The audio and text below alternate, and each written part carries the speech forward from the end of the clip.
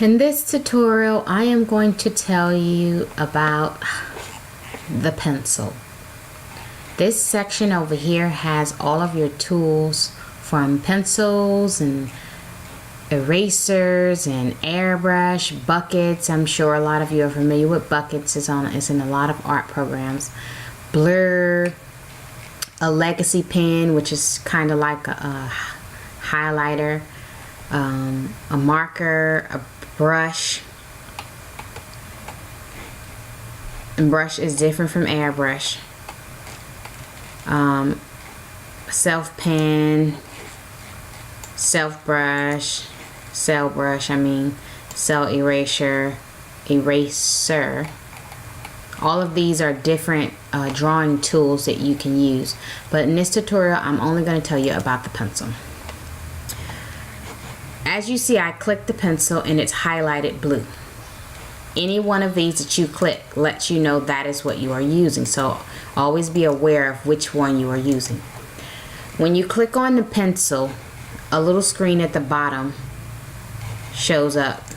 Each one may be slightly different depending on which tool you're using. Let's talk about the size. Right now I have my size at 10.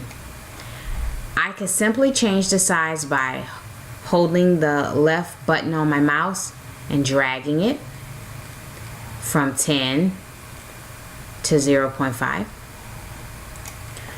I can change my size by clicking this little arrow, going to the second one, and instead of stopping at 10, it'll go up to 100. And you see this little circle where the pointer is? That's telling me the size of my drawing pen. And I can even go to the last one, and instead of stopping at 100, I can go all the way to 500. That's how big my drawing pen is. Now when you're at the last one that says by 5.0, you can only go down to 5.0 if you want something small. If you want to go down to 1, you have to go to the second one. And if you want to go down to 0.5, you have to go down to the last one. So remember that if you're trying to get your pen, or your pencil or any tool down low, you have to remember which one of these size charts you have it on. So I'll just leave it at 10. This is the minimum size. This tool is really good when you are using a drawing pen, which I have a Wacom tablet. I haven't really had any purpose or looked at any functions of how it's used when using a mouse. So I'll talk about minimum size when I use the Wacom tablet with the drawing pen, but right now I'm just using a mouse. If you go to your paper or canvas and you hold your left mouse button down and drag your mouse, you'll start to see stuff drawing on a piece of paper. That's just so you'll know. I'm going back to erase it. Density.